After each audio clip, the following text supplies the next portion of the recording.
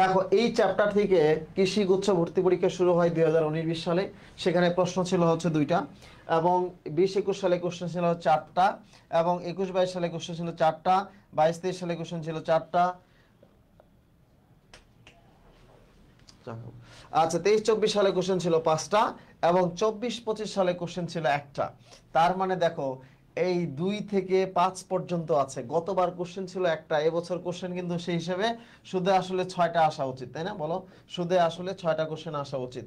এবং এই চ্যাপ্টারে ডিরেক্ট কোশ্চেন না আসলেও এই চ্যাপ্টার রিলেটেড কোশ্চেন অবশ্যই আসবে, এবং এই চ্যাপ্টার রিলেটেড কোশ্চেন আসার জন্যই আসলে এখানে আসবে। ওকে, সো আমরা প্রথমে দেখে নিব এই চ্যাপ্টারে আমরা আসলে কি পড়ব। এই চ্যাপ্টারে আমরা বেসিক্যালি পড়ব হচ্ছে পর্যায় সারণী। পর্যায় সারণীতে 118টি মৌল আছে। এই 118টি মৌল সম্বন্ধে তোমাদের কার কার ধারণা আছে? তোমরা 1 থেকে 118টি মৌলের নাম কেউ জানো কিনা? একটু কমেন্ট করো তো দেখি, এমন কেউ আছো কিনা যে হচ্ছে 1 থেকে 118টি মৌলের নাম জানো? সবাই একটু বলো দেখি, 1 থেকে 118টি মৌল কে কে নাম জানো একটু তোমরা বলো, ঠিক আছে?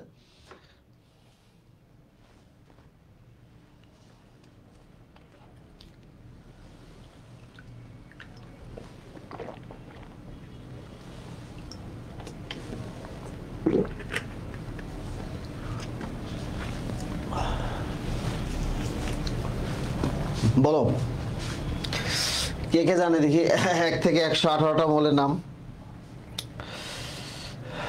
একজনও জানে না?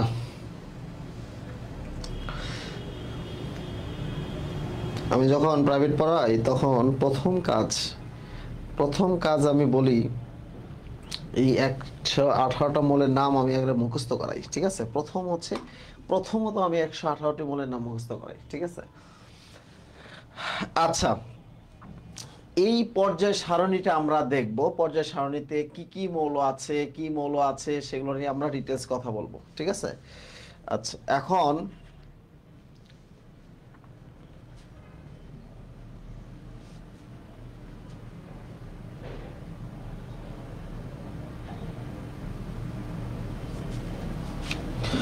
পর্যায় সারণীতে 118টা মৌল আছে।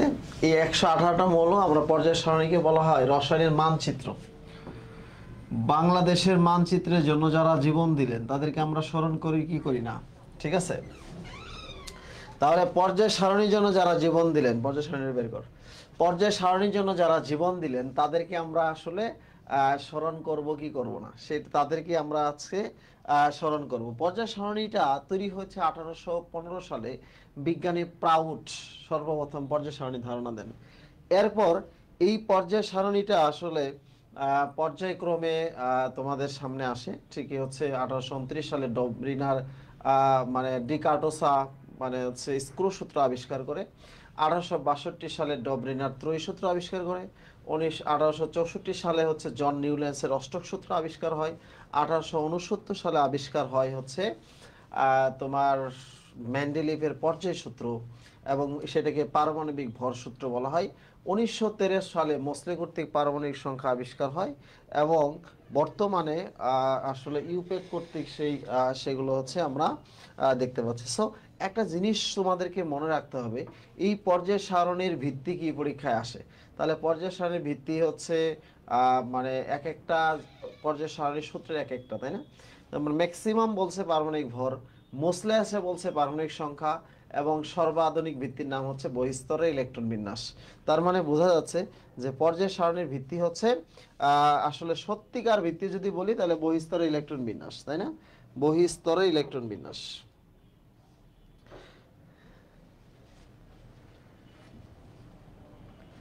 বলবে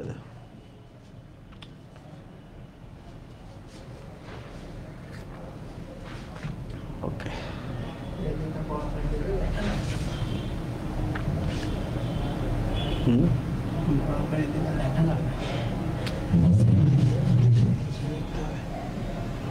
লেখা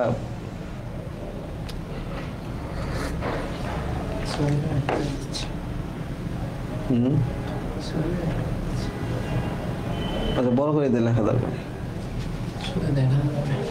আচ্ছা, এই পর্যায় সারণীতে দেখো পর্যায় সারণীতে হচ্ছে যদি আমরা বলি যে এগুলো কি আছে, এগুলো হচ্ছে 1 2 3 4 5 6 7, এভাবে হচ্ছে 1 2, আর এটার নাম হচ্ছে 13 14 15 16 17 18, তাই না? পর্যায় সারণীতে হচ্ছে পর্যায় গ্রুপ, দেখো গ্রুপ হচ্ছে পর্যায় সারণীতে 18টা গ্রুপ আছে, আর পর্যায় আছে হলো 7টা, দেখো যে 1 2 3 4 5 6 7। তার মানে হচ্ছে সর্বশেষ দেখো লেন্থেনাইট সারি লেন্থেনাম দিয়ে শুরু হয়েছে, অ্যাক্টিনাইট সারি অ্যাক্টিনাম দিয়ে শুরু হয়েছে। তোমাদের একটা জিনিস বলি, এই লেন্থেনাম দেখো, লেন্থেনাম হচ্ছে শেষ হয়েছে লুটেশিয়াম দিয়ে, ঠিক আছে, এবং অ্যাক্টিনিয়াম শেষ হয়েছে কি বলো, লরেন্সিয়াম দিয়ে। সো এই যে পর্যায় সারণীতে ল্যান্থেনাইট সারির মৌল সংখ্যা, অ্যাক্টিনাইট সারির মৌল সংখ্যা, শুরুর মৌল সংখ্যা, শেষে মৌল সংখ্যা, এগুলো সে পরীক্ষায় আসে। তো পর্যায় সারণীতে আমরা যদি বলি গ্রুপ 1, এই গ্রুপ 1 কে বলা হয় অ্যালকালি। কি বলা হয়? অ্যালকালি মানে হচ্ছে ক্ষার ধাতু। এগুলো মনে রাখার জন্য আমার অনেক সূত্র আছে, তোমরা অনেক সূত্র পড়ছো। যেমন গ্রুপ 1 কে আমরা বলি হাই লিনাকে রবি সেচে ফেলেছে। তারপরে গ্রুপ 2 কে বলি হচ্ছে বিরানি মোগলাই কাবাব সরিয়ে বাটিতে রাখো। তারপরে 13 কে বলি হচ্ছে বর এসে গেল ইন্ডিয়া থেকে।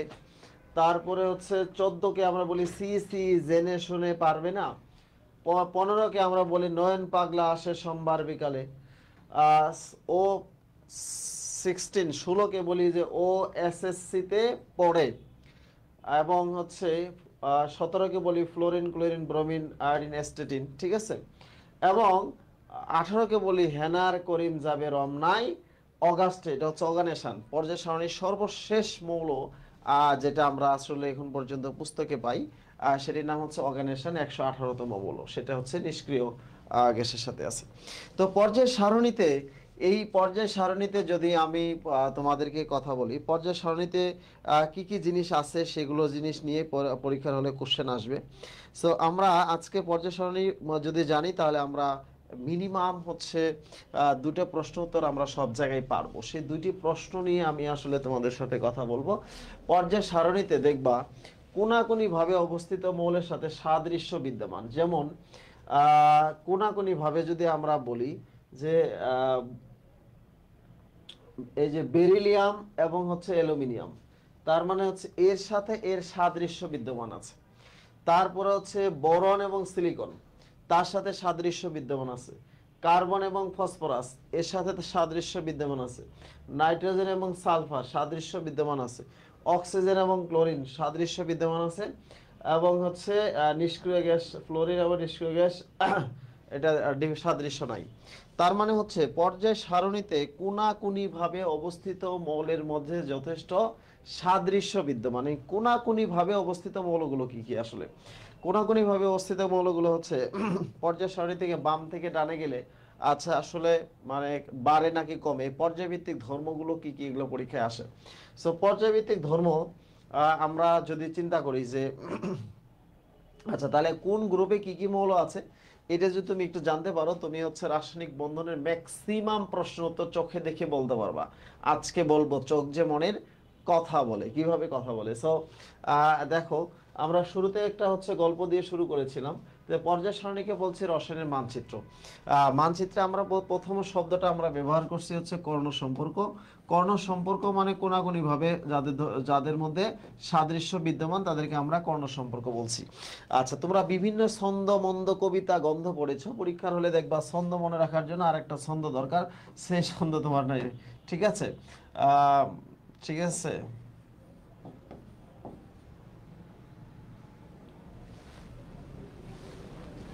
এখন তোরা এই দুইটার মধ্যে কর্ণ সম্পর্ক আসে, ঠিক আছে? এখন কর্ণ সম্পর্ক আমি কিভাবে বুঝবো? দেখো, এর পারমাণবিক সংখ্যা হলো 5, এর পারমাণবিক সংখ্যা হলো 14। শর্ট ট্রিক্সটা শিখো। দুটি মৌলের পারমাণবিক সংখ্যার পার্থক্য কত? 14 - 9, 14 - 5 সমান হচ্ছে 9। আচ্ছা, তো কোনো দুটি মৌলের পারমাণবিক সংখ্যার পার্থক্য যদি 9 হয়, তাদের মাঝে কর্ণ সম্পর্ক ধরা হয়। This is Hussain's law. Shortcut ট্রিক্সটা হচ্ছে দুটি মৌলের পারমাণবিক সংখ্যার পার্থক্য, দুটি মৌলের পারমাণবিক সংখ্যার পার্থক্য যদি 9 হয়, তাদের মাঝে কর্ণ সম্পর্ক ধরা হয়, ঠিক আছে? তার মানে হচ্ছে দুটি মৌলের পারমাণবিক সংখ্যার পার্থক্য যদি 9 হয়, তাদের মাঝে কর্ণ সম্পর্ক ধরা হয়। যেমন এটা হলো 4, এটা হচ্ছে 13, তার মানে হচ্ছে এটা হচ্ছে 13 - 4 = 9। দুইটি মৌলে পারমাণবিক সংখ্যার পার্থক্য হচ্ছে 9 হলে তাদের মাঝে কর্ণ সম্পর্ক হয়। তো এই ধরনের প্রশ্ন কিন্তু ভর্তি পরীক্ষায় প্রায় আসে। সো আমরা একটু দেখি কোন যুগলের মধ্যে কর্ণ সম্পর্ক থাকে। একটু তাড়াতাড়ি বলো, তোমরা একটু তাড়াতাড়ি বলো, কুইক আনসার করতে হবে কারণ তোমাদের হচ্ছে স্পিড বাড়াইতে হবে। কুইক।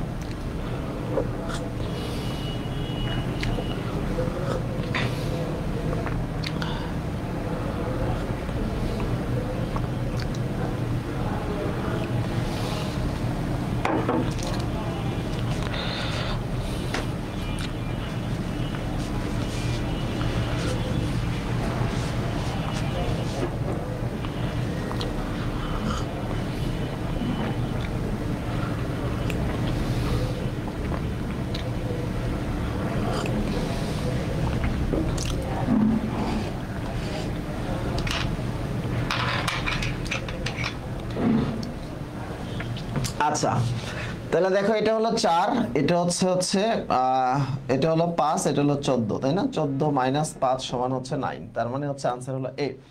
ওকে, এরপরে আসো, মুদ্রা ধাতু বলা হয় কাকে? সেটা তোমরা বলো তো, তোমরা নিশ্চিতভাবে জানো যে মুদ্রা ধাতু কাকে বলা হয়। সবাই একটু বলো দেখি মুদ্রা ধাতু কাকে বলে। তোমরা জানো হচ্ছে গ্রুপ 1B কে হচ্ছে মুদ্রা ধাতু বলে। বিভিন্ন ধরনের নাম আছে, তাই না? ক্ষার ধাতু, মুদ্রা ধাতু, মানে হচ্ছে মৃৎ ক্ষার ধাতু, তারপর হচ্ছে নিষ্ক্রিয় গ্যাস, তারপর হচ্ছে তোমার হচ্ছে চালকোজেন, তারপরে হচ্ছে হ্যালোজেন, তাই না? এগুলো বিভিন্ন ধরনের নাম আছে। সো তোমাদের আজকে আমরা যে জিনিসটা তোমাদেরকে জানাচ্ছি সেটি হচ্ছে পর্যায় সারণীতে এই যে বিভিন্ন ধরনের মৌলগুলো আছে, এই মৌলগুলো নিয়ে আসলে এদের মধ্যে হচ্ছে পার্থক্য এবং তাদের আসলে মূল জিনিসগুলো নিয়ে আলোচনা। এখানে তোমাদের হচ্ছে আজকে মুখস্থ থেকে কিভাবে বেরিয়ে আসবা সেই বিষয়টা নিয়ে আমি আজকে কথা বলতে চাই। তো মৌল সম্বন্ধে তোমার হচ্ছে তোমাদেরকে যদি বলি পর্যায় সারণীতে বাম থেকে ডানে গেলে বাড়ে, ঠিক আছে? তোমরা প্রত্যেকেই তোমাদের টেবিলে হাজারি স্যার বা কবি স্যারের পেজ কভারটা খুললে পর্যায় সারণী পাবা। পর্যায় সারণীটা একটু খুলে নিয়ে বসো, সবাই প্রত্যেকেই টেবিলে একটু পর্যায় সারণীটা খুলে নিয়ে বসো। পর্যায় সারণীতে বাম থেকে ডানে গেলে বাড়ে, ঠিক আছে? বাম থেকে ডানে গেলে বাড়ে। আচ্ছা, এখন আমি তোমাদেরকে কি পড়াবো? বেসিক্যালি আমি তোমাদের হচ্ছে পর্যায়বৃত্ততা পড়াবো। পর্যায়ভিত্তিক ধর্ম হচ্ছে পর্যায়ভিত্তিক ধর্ম, ঠিক আছে? তোমরা পড়ে আসছো, 99% স্টুডেন্ট হচ্ছে এগুলো মুখস্থ করে আসে। পর্যায়ভিত্তিক ধর্ম হচ্ছে ধরো আয়নীকরণ শক্তি, ইলেকট্রন আসক্তি, তড়িৎ ঋণাত্মকতা, পারমাণবিক ব্যাসার্ধ, আয়নিক ব্যাসার্ধ, সমযোজী ব্যাসার্ধ, পরমাণুর আকার, ঠিক আছে? বাম থেকে ডানে গেলে বাড়ে, উপর থেকে নিচে গেলে কমে, বাম ডান বাম ডান বাম ডান। একজন মানুষ যদি 7 বার বাম ডান করে আর তাকে জিজ্ঞেস করা হয় ভাই সপ্তমবার তুমি কি বলেছিলা? ডান, বলবে জি। বলছে বাম, বলবে জি, তাই না? এরকমই তো বলবে, বাম ডান বলবে। আচ্ছা, তাকে আসলে সত্যিকার অর্থে পড়াশোনাটা হচ্ছে সংকুচিত করার জন্য পর্যায়ভিত্তিক যে ধর্মগুলো আছে সেগুলোকে আমরা আসলে সংক্ষেপে লিখবো হচ্ছে আয়ত। আয়ত কেন লিখবো? যে আমাদের যারা খুব কাছের মানুষ তাদেরকে আমরা হচ্ছে তুই বলে ডাকি। এই যে আয়ত শব্দটি হচ্ছে ব্যবহার করেছে কে? সেটি এটা হচ্ছে কেমিস্ট্রি প্লাসে আমি 2009 সালে ব্যবহার করি। এখন অনেকেই এটা তোমাদেরকে শেখায়। আতে হচ্ছে আয়নীকরণ শক্তি, ইতে হচ্ছে ইলেকট্রন আসক্তি, আর ততে হচ্ছে তড়িৎ ঋণাত্মকতা। বাম থেকে ডানে গেলে এই আয়তটা বাড়ে, ঠিক আছে? কেমনে? পর্যায় সারণীতে যদি দেখা যায় একই শ্রেণী একই পর্যায়ে আছে, বাম থেকে ডান, যখন বন্ধুত্ব সমবয়সী হয় তাহলে ফ্রেন্ডশিপটা গাঢ় হয়, তাই না? উঁচু নিচু সম্পর্ক হলে ফ্রেন্ডশিপটা গাঢ় হয় না। তখন দেখবা যে তুমি যাচ্ছ হচ্ছে পায়ে হেঁটে মরুভূমি জাহাজ, আরেকজন 4 চাক্কা নিয়ে তোমার সামনে দিয়ে যাচ্ছে, তোমার দেখে খারাপ লাগবে, বন্ধুত্বের রিলেশনটা তখন আসলে খুব বেশি অনেক সময় থাকে না, তাই না? সো এই জন্য বাম থেকে ডানে গেলে আয়ত বাড়ে, উপর থেকে নিচে গেলে আয়ত কমে।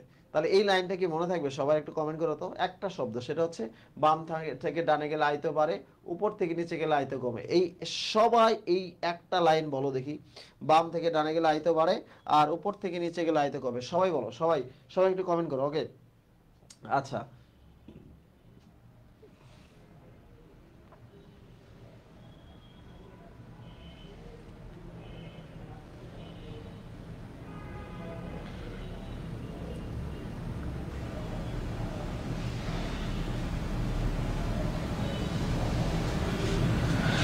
আচ্ছা, বলছে যে বাম থেকে ডানে গেলে বাড়ে, উপর থেকে নিচে গেলে আয়ত কমে। তাহলে বলো তো হচ্ছে যে নিচের কোন মৌলটির আয়নীকরণ শক্তি সবচেয়ে বেশি? সবাই বলো, কোন মৌলটির আয়নীকরণ শক্তি সবচেয়ে বেশি? আচ্ছা, এইটা হলো, এরা হলো প্রত্যেকে গ্রুপ 1 এর মৌল। আমরা বলি বাম থেকে ডানে গেলে আয়নীকরণ শক্তির মান বাড়ে, তাই না? তাহলে একই গ্রুপে নিচের দিকে গেলে আয়নীকরণ শক্তির মান কমে। তাহলে হচ্ছে গ্রুপ 1 এর মৌলগুলো কি আছে? লিনাকে লিনাকে রবি ছেঁচে ফেলেছে, তাই না? নিচের দিকে গেলে তাহলে কমে। তাহলে সবার উপরে কে আছে বলো? দেখো হচ্ছে সবার উপরে কে আছে? সোডিয়াম আছে। তাহলে বলছে কোনটার আয়নীকরণ শক্তি সবচেয়ে বেশি, তার মানে গ্রুপের নিচের দিকে গেলে কমে। সবার উপরে কে আছে বলো? সোডিয়াম। তার মানে আনসার কি হবে? সোডিয়াম, তাই না?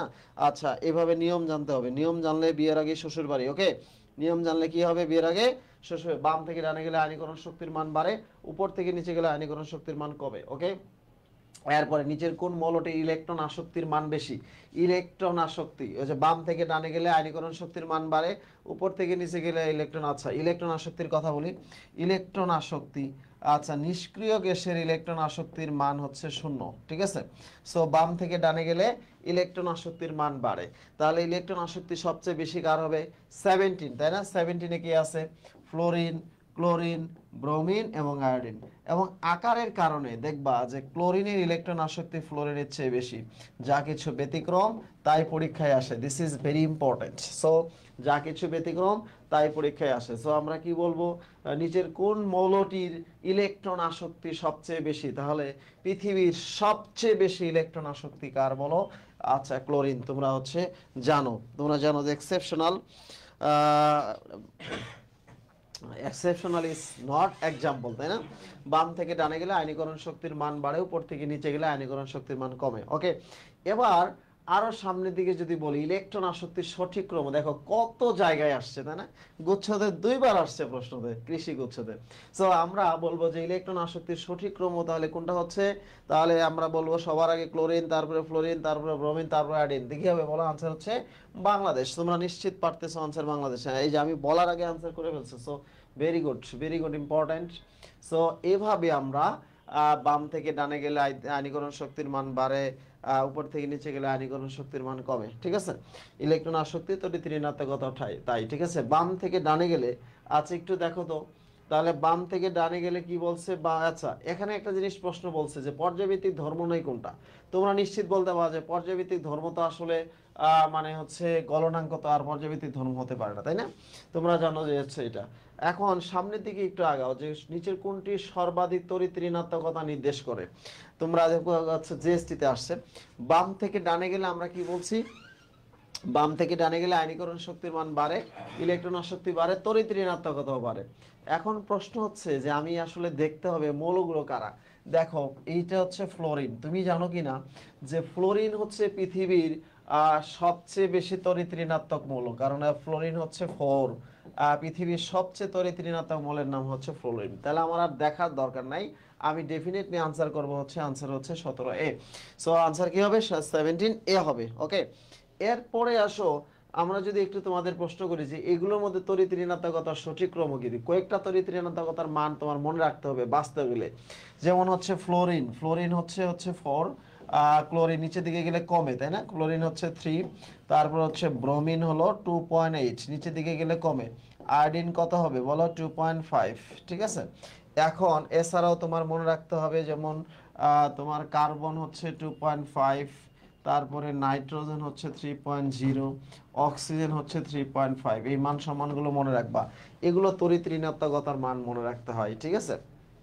তাহলে আমরা দেখব যে সবচেয়ে বেশি হচ্ছে ফ্লোরিন। তাহলে কোনটাতে আছে ফ্লোরিন সেটা আমরা দেখি, যে ফ্লোরিন হচ্ছে 2টাতে আছে।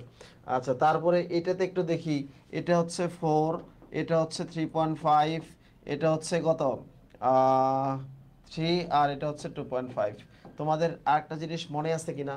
বলছিলে বাম থেকে ডানে গেলে তড়িৎ ঋণাত্মকতার মান বাড়ে। দেখো, এটা হচ্ছে 17 নম্বর গ্রুপ, ঠিক আছে?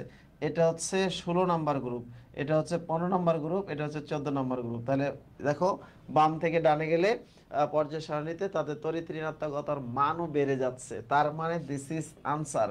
সো নিয়ম মুখস্থ করতে পারো অথবা নিয়মও জানতে পারো, তাহলে তুমি সব কিছুতেই তুমি আনসার পারবা, তোমার কোনো সমস্যা নাই।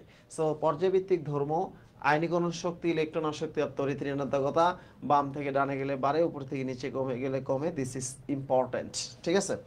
আচ্ছা, এখন সবচেয়ে যে জিনিসটা আমি তোমাদেরকে দেখাবো সেটি হচ্ছে যে ইলেকট্রন আসক্তির ক্ষেত্রে আমরা দেখলাম, কিন্তু এখন তোমাদের যদি বলি যে এদের সাথে আসলে যে সম্পর্ক কি আছে, ঠিক আছে? সম্পর্কটা হচ্ছে দেখো, যদি তোমাদের পরীক্ষায় আসে যে কোনটা, আচ্ছা এখন যদি তোমাদেরকে বলে যে ব্যাসার্ধ যদি আসে, ধরো, আচ্ছা তাহলে কি হবে? খুব ছোটবেলায় ধরো একটা গ্রুপে কিছু মৌল আছে, তাই না? একটা গ্রুপে যারা আছে, একটা গ্রুপে খুব ছোটবেলায় তোমার আকার, আয়তন, ওজন, ব্যাসার্ধ কম ছিল না বেশি ছিল? ছোটবেলায় তোমার আকার, আয়তন, ওজন, ব্যাসার্ধ সবকিছুই কিন্তু কম ছিল। আস্তে আস্তে আকার বেড়েছে, ওজন ব্যাসার্ধ বেড়েছে, তাই না? একই গ্রুপে হচ্ছে। তাহলে নিচের দিকে গেলে একটা গ্রুপে সবকিছু বাড়ে। কি কি বাড়ে? তোমার হচ্ছে আকার বাড়বে, তারপরে হচ্ছে আকার বাড়লে তার মানে কি ব্যাসার্ধ বাড়তেছে, ব্যাসার্ধ বাড়লে কি ওজন বাড়তেছে, তাই না? ওজন বাড়ছে মানে ভর বাড়তেছে, তাই না? এগুলোই হচ্ছে একই গ্রুপে নিচের দিকে গেলে বাড়ে। এখন তোমার হচ্ছে আর একটা জিনিস তোমার আসে পরীক্ষায়, দেখো এটা কিন্তু মৌল দিয়ে দেয় নাই, দিছে কিন্তু আয়ন। আয়ন দিলে তুমি প্রোটন সংখ্যা হিসাব করবা। দেখো এর প্রোটন সংখ্যা 10, এর প্রোটন সংখ্যা হচ্ছে, এটা একটু ভুল করছে, এটা হলো 2+ হবে, বুঝছো? এটা 2+ হবে, ঠিক আছে? তাহলে এর প্রোটন সংখ্যা 10, এর প্রোটন সংখ্যা 10, এর প্রোটন সংখ্যা 10। এগুলোর ক্ষেত্রে মনে রাখবা, যার প্রোটন সংখ্যা বেশি, ইলেকট্রন সংখ্যা সমান। প্রোটন মানে কি? চার্জ বেশি। চার্জ বেশি হলে সেখানে আকর্ষণ বাড়বে, আকর্ষণ বাড়লে শেল সংকুচিত হয়ে যাবে। তাহলে আকর্ষণ মারলে কাছাকাছি থাকবে, তাই না? তার মানে হচ্ছে এটা হলো আনসার হবে ব্যাসার্ধ সবচেয়ে ছোট হচ্ছে সিলিকন 4+। কেন? যে তার প্রোটন সংখ্যা বেশি হওয়ার কারণে ইলেকট্রনের সাথে তার আকর্ষণটা অত্যন্ত বেশি হবে। Charge, sorry sorry sorry sorry, একটু ভুল হচ্ছে। দেখো এখানে হচ্ছে প্রোটন সংখ্যা 11, এটা হচ্ছে 12, এটা হচ্ছে 13, এটা হচ্ছে 14। হ্যাঁ, এই যে প্রোটন সংখ্যা হলো 14। প্রোটন সংখ্যা সবচেয়ে বেশি হচ্ছে কি বলো? সিলিকন। যে যার প্রোটন সংখ্যা বেশি তার ইলেকট্রনের সাথে আকর্ষণ বাড়বে, ফলে শেল সংকুচিত হয়ে যাবে। এটাকে বলা হয় সম ইলেকট্রনিক পদার্থ। গত ক্লাসে আমি বলছি, সম ইলেকট্রনিক পদার্থের ক্ষেত্রে যার প্রোটন সংখ্যা বেশি তার কি হবে? আকর্ষণ বেশি, তার শেল সবচেয়ে সংকুচিত হবে। হ্যাঁ, ইলেকট্রন নাম্বার হচ্ছে 10। হ্যাঁ, ইলেকট্রন নাম্বার তো 10, প্রোটন নাম্বার তো চেঞ্জ হয় না, তাই না? প্রোটন হচ্ছে সেম। সো এই ধরনের প্রশ্ন যদি আকার আয়তন নিয়ে আসে, যেমন এই যে ব্যাসার্ধের সঠিক ক্রম কোনটি, এটা দেখো। আচ্ছা, এখানে তোমাদের একটা জিনিস শিখাই। আচ্ছা, এক্সেপশনাল জিনিসগুলোই পরীক্ষায় আসে। ধরো এখানে দেওয়া আছে হচ্ছে ম্যাগনেসিয়াম 2+, তারপরে দেওয়া আছে হচ্ছে সোডিয়াম প্লাস, তারপরে দেওয়া আছে হচ্ছে নিয়ন, তাই না? প্রত্যেকের ইলেকট্রন সংখ্যা 10, তাই না? এখানে দেখো 11, এটা হচ্ছে 12, এটা হচ্ছে 13। মনে রাখতে হবে, সম ইলেকট্রনিক পদার্থের ক্ষেত্রে, সম ইলেকট্রনিক পদার্থের ক্ষেত্রে যার প্রোটন সংখ্যা বেশি তার হচ্ছে আকর্ষণ বেশি। তাহলে ব্যাসার্ধ সবচেয়ে বড় কোনটা হবে? ব্যাসার্ধ হচ্ছে প্রোটন, প্রোটন সবচেয়ে কম কার? এটা, ঠিক আছে? এবং সবচেয়ে বেশি কার? সরি, এটা হলো নিয়ন হচ্ছে 10, সবচেয়ে বেশি কার? এটা। তাহলে এখন প্রশ্ন হচ্ছে যে প্রোটন যার কম আছে তার আকর্ষণ কম, সেটাই আকার সবচেয়ে বড় হবে। তার মানে সবচেয়ে ছোট হবে হচ্ছে ম্যাগনেসিয়াম 2+, তার চেয়ে হবে সোডিয়াম প্লাস, তার চেয়ে হচ্ছে কি হলো নিয়ন। এরকম আছে কিনা দেখো। আচ্ছা, এরকম আছে, হচ্ছে আনসার হলো এ। তোমরা কিন্তু অলরেডি করে ফেলছো মনে হয়, তাই না? আচ্ছা, 12 নম্বর আনসার এ। আচ্ছা, এগুলো হচ্ছে একটু কনফিউজিং, এই কারণে আমি দুটো এক্সাম্পল দিয়েছি, দুটো দিয়ে সবগুলোই কভার হয়ে যাবে, ঠিক আছে? এই জন্য নিয়ম জানতে হবে, নিয়ম না জানলে ডাইরেক্ট কমন পেতে হবে, ঠিক আছে? সো সবাই সবাই আমার ক্লাসে তোরা যারা অ্যাক্টিভ আছিস তারা নিশ্চিত চান্স পাবে ইনশাল্লাহ, ঠিক আছে? কোনো সমস্যা নেই, লাগবে, আমরা লেগে যাব, ঠিক আছে? সো আমরা দেখতে পাইলাম যে হচ্ছে আয়নীকরণ শক্তি, ইলেকট্রন শক্তি, পারমাণবিক ব্যাসার্ধ, আয়নিক ব্যাসার্ধ, ঠিক আছে, ইত্যাদি আমরা আসলে জানলাম। ওকে, এখন তোমাদের ক্ষেত্রে আমি যদি একটা প্রশ্ন করি, ঠিক আছে, একটা প্রশ্ন করি। চন্দন আছিস? আচ্ছা, তাহলে পর্যায় সারণীতে একটু বের করে দেখাই, তোমাদের একটা মজার নিয়ম শিখাই, ঠিক আছে? পর্যায় সারণীতে মানে আয়নীকরণ শক্তি বাম থেকে ডানে গেলে বাড়ে। আয়নীকরণ শক্তি ধাতুর সক্রিয়তার ব্যস্ত আনুপাতিক। ব্যস্ত আনুপাতিক মানে কি? মানে আয়নীকরণ শক্তি বেশি হলে সক্রিয়তা কম হবে, সক্রিয়তা কম হলে আয়নীকরণ শক্তি বেশি হবে। ঠিক আছে, ব্যাপারটা হচ্ছে এরকম, একে অপরের ব্যস্ত আনুপাতিক। তাহলে বলো তো, বাম থেকে ডানে গেলে আয়নীকরণ শক্তির মান বাড়ে, তাহলে সক্রিয়তা কি হবে? লেখো। বাম থেকে ডানে গেলে আয়নীকরণ শক্তির মান বাড়ে, তাহলে সক্রিয়তা কি হবে? লেখো সবাই। বড় কর।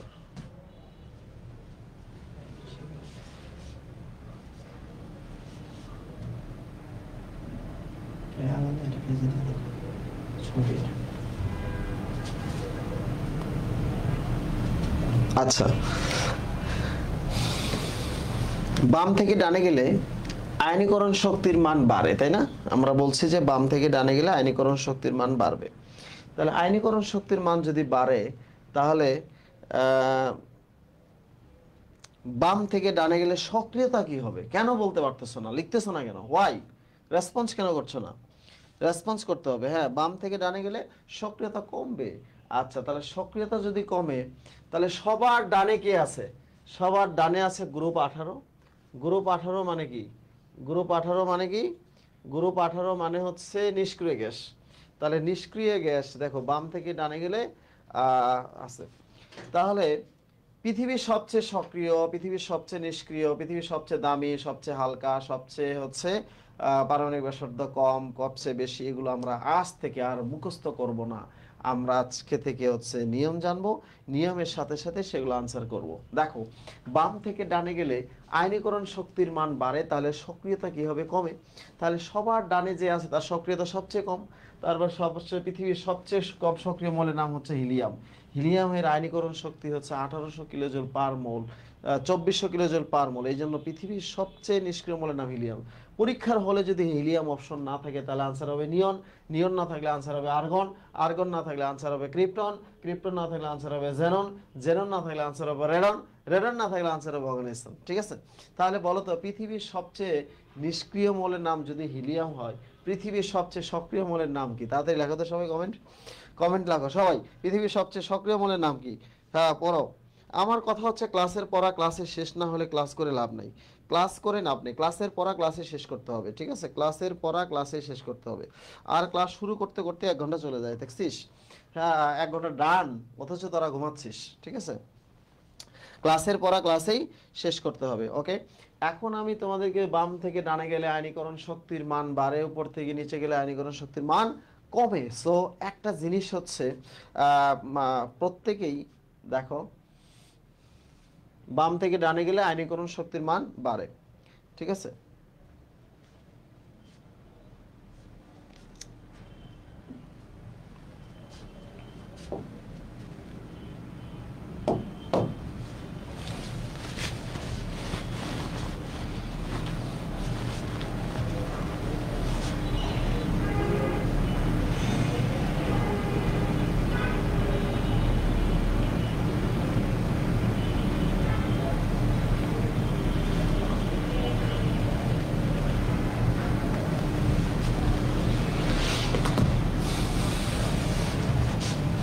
কি কেন? তোমাদের উত্তর তো চাই। ঠিক আছে,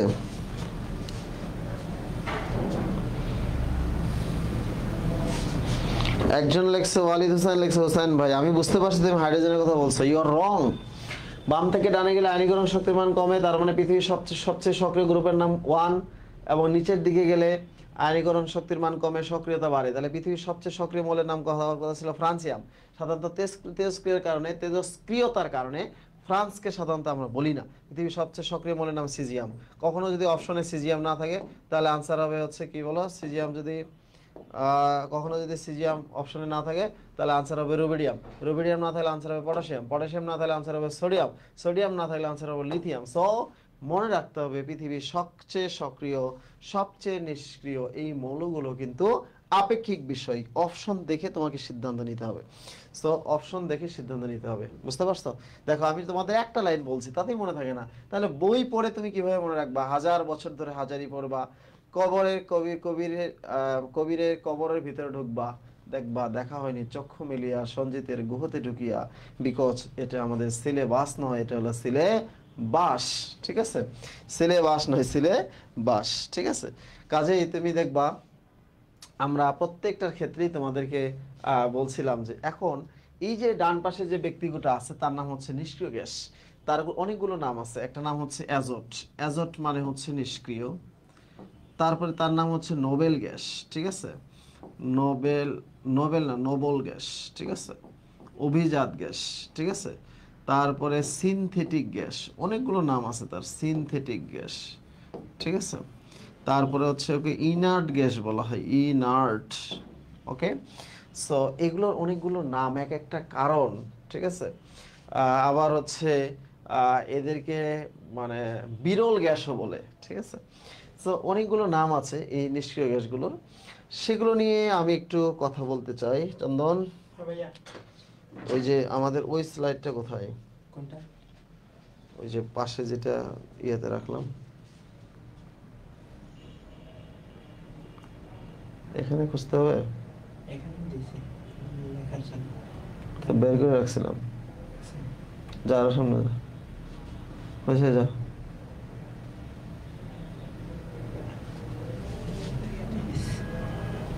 আচ্ছা, এই যে দেখো নিষ্ক্রিয় গ্যাস নিয়ে একটা কবিতা লিখেছিলাম। তোমরা জানো যে আমি আসলে মানে কবি, ছান্দসিক কবি। ছন্দ ছন্দ লিখতে লিখতে হচ্ছে আসলে আসি। ওকে, আচ্ছা, এখন এই কবিতাটা নিষ্ক্রিয় গ্যাস নিয়ে লেখা। নিষ্ক্রিয় গ্যাস নিয়ে প্রায় একটা কোশ্চেন এগ্রিতে আসে, প্রায়। ঠিক আছে, এবং গুচ্ছতেও আসে। হিমির আছে সূর্য মামা, নিয়ন মামার নবায়ন, আর্গনের অলস দেহ, কিপটা মামার গুপ্তধন, যেন সতে যেন নেশে মোদের বাড়ির গেস্ট, আপনা আপনি রশ্মি ছুটতে radon is the best. So নিষ্ক্রিয় গ্যাসগুলো আমরা এইভাবে মনে রাখতে পারি। ঠিক আছে, দেখো এই হিমির আছে সূর্য মামা, তার মানে হচ্ছে হিমি মানে হচ্ছে হিমি মানে হচ্ছে কি, হিমি মানে হলো হিলিয়াম। হিলিয়ামের অর্থ হচ্ছে সূর্য, হিলিয়াস থেকে আসছে। এবং নিয়ন মামার নাবায়ন, নিয়ন মানে হচ্ছে নতুন। আর্গনের অলস দেহ, আর্গন মানে অলস। ঠিক আছে, এবং কিপটা মামার গুপ্তধন, ক্রিপ্টন মানে হচ্ছে গুপ্ত বা সত্য। ঠিক আছে, এবং জেনস হতে জেনন এসে মোদের বাড়ির গেস্ট, আপনা আপনি রশ্মি ছুটতে রেডন ইজ দ্য বেস্ট। অর্থাৎ জেনস হতে জেনন আসে, মানে সূর্য হতে জেনন আসছে। জেনন অর্থ হচ্ছে আগন্তুক বা মেহমান। এবং আপনা আপনি রশ্মি ছুটতে radon is the best. Radon মানে হচ্ছে তেজস্ক্রিয়। তেজস্ক্রিয় মূলটা কি হয়? তেজস্ক্রিয় মূলটা হচ্ছে আপনা আপনি রশ্মি বিকিরণ করে। ঠিক আছে, আপনা আপনি কি করে? রশ্মি বিকিরণ করে। ওকে, তোমরা এই যে দেখছো যে হচ্ছে জেনস হতে জেনন এসে মোদের বাড়ির গেস্ট, আপনা আপনি রশ্মি ছুটতে রেডন ইজ দ্য বেস্ট। কবিতাটা মুখস্থ করলে তুমি একটা কোশ্চেন পেয়ে যেতে পারো, প্রায় বিভিন্ন জায়গায় কোশ্চেন আসে। সো কবিতাটা সবাই একটু স্ক্রিনশট দিয়ে রাখো, এটা তোমার কাজে লাগবে। স্ক্রিনশট দাও সবাই, কুইকলি স্ক্রিনশট দাও। রাইট, ওকে। তো আমরা এবার আসি তোমাদের সেই জায়গাটাতে, তোমরা যেখানে পড়াশোনা করতেছিলা সেখানে একটু আমরা চলে যাই। এখন একটু দেখো যে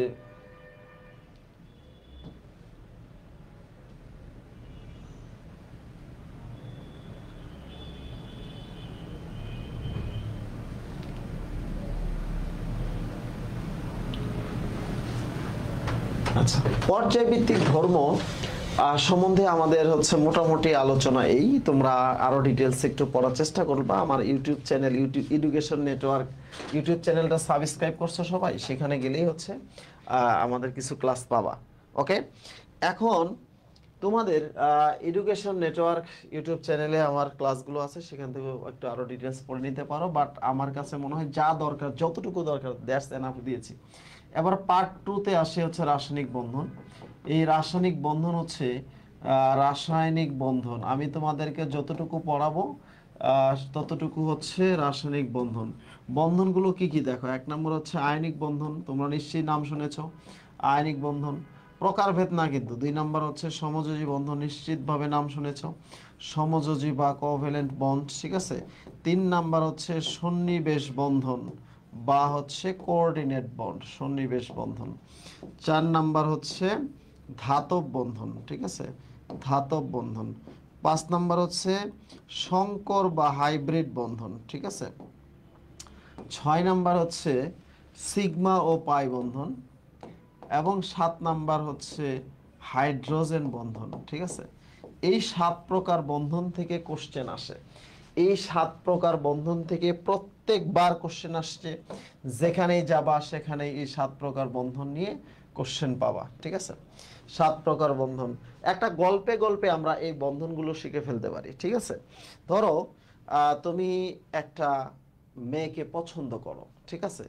মেয়েটাকে তুমি পছন্দ করো, সে তোমার, তুমি পছন্দ করো, কিন্তু আহ, তোমার যে অবস্থা, চান্স হয় নাই, তোমার পারিবারিক অবস্থা, স্ট্যাটাস ইত্যাদি দেখে মানে সে মনে করে যে তুমি নিঃসঙ্গ, তোমার দ্বারা বন্ধন গঠন করা সম্ভব না।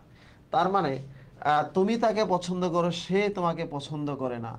এটাকে বলা হয় সন্নিবেশ বন্ধন, ঠিক আছে। সন্নিবেশ বন্ধন একতরফা। যেমন দুই বন্ধু একসাথে রিক্সা দিয়ে গেছে, তো রিক্সা ভাড়া একজন দিয়েছে, আরেকজন রিক্সা না দিয়েই হচ্ছে সমানভাবে শেয়ার করছে। আবার দুইজন বন্ধু একসাথে হচ্ছে ওয়ার্ল্ড কাপ ক্রিকেট দেখতে গেছে। দ্যাট মিনস হচ্ছে দুই বন্ধু বলে, এক বন্ধু ক্রিকেট দেখছে, খেলা দেখছে, টিকিট কাটছে, টিকিট কাটে দুই বন্ধুই খেলা দেখছে। 2 নাম্বার হচ্ছে এই যে এই সন্নিবেশ বন্ধনের ফলে তোমার আস্তে আস্তে যখন যাচ্ছে, কিছুদিন পর দেখা গেল যে হচ্ছে আহ, ও হচ্ছে আসলে রাজি হয়ে গেছে। মানে আসলে ইউনিভার্সিটি একটা গান শুনেছিলাম যে ফার্স্ট ইয়ারে মাইয়া ফার্স্ট গিয়ার, হ্যাঁ, প্রথম বছরে একটু আচ্ছা গিয়ার একটু বেশি থাকবে, এটাই স্বাভাবিক। সো এখানে আসে হলো সমযোজী বন্ধন, মানে আস্তে আস্তে সে তোমার সাথে ফ্রেন্ডশিপ করা শুরু করে দিল, ঠিক আছে।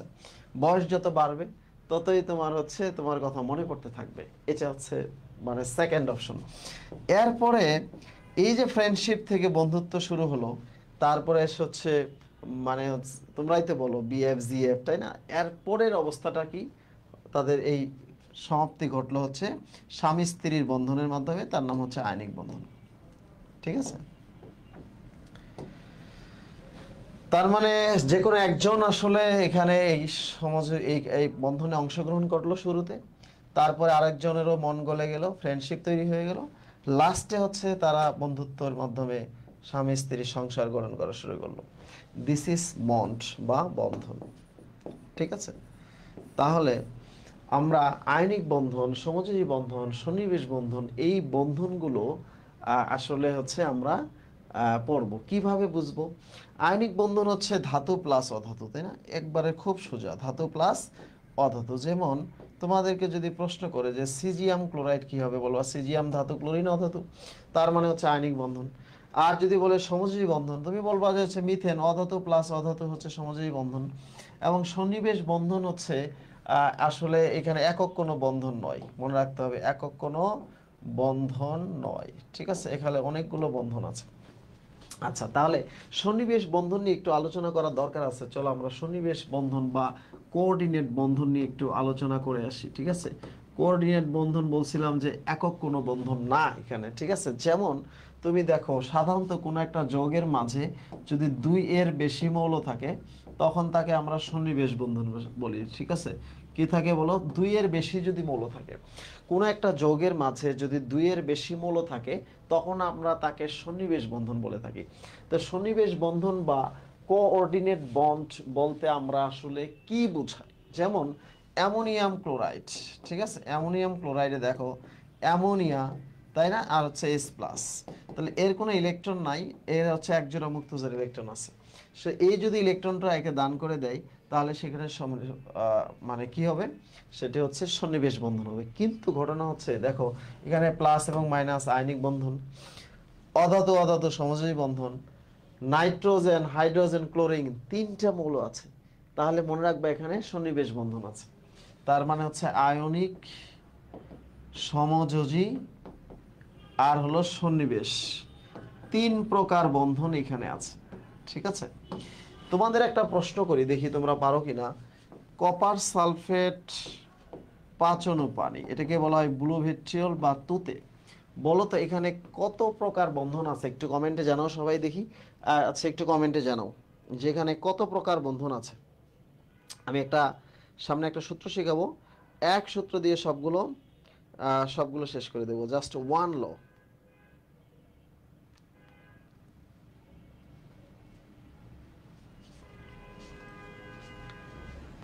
একটা সূত্র দিয়ে সব শেষ করে দেব।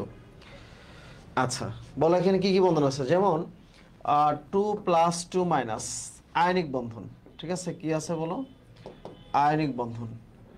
অধাতু অধাতু মানে হলো সমযোজী বন্ধন, সমযোজী বন্ধন। এবং এখানে 2-এর বেশি মৌল আছে, কপার সালফার অক্সিজেন, তার মানে সন্নিবেশ বন্ধন আছে, ঠিক আছে। পানি থাকলে সেখানে হাইড্রোজেন বন্ধন হবে, হাইড্রোজেন বন্ধন, পানি থাকলে এখানে হাইড্রোজেন বন্ধন হবে। তার মানে হচ্ছে আয়নিক, সমযোজী, সন্নিবেশ, হাইড্রোজেন বন্ধন। তার মানে প্রত্যেকটা ক্ষেত্রে এখানে মানে চার প্রকার বন্ধন আছে। কোন যৌগে কি কি বন্ধন আছে, এটা এগ্রিকালচারের খুব প্রিয় কোশ্চেন, ঠিক আছে, এটা জাস্ট প্রিয় কোশ্চেন। ওকে, আচ্ছা, তোমরা এই ধরনের কি কি বন্ধন আছে একটু প্র্যাকটিস করবা, লেখো সবাই প্র্যাকটিস। 1 নাম্বার হচ্ছে অ্যামোনিয়াম প্লাস, 2 নাম্বার হচ্ছে হাইড্রোনিয়াম প্লাস, 3 নাম্বার হচ্ছে সোডিয়াম সালফেট, 4 নাম্বার হচ্ছে পটাশিয়াম সায়ানাইড, 5 নাম্বার হচ্ছে সালফিউরিক অ্যাসিড, 6 নাম্বার হচ্ছে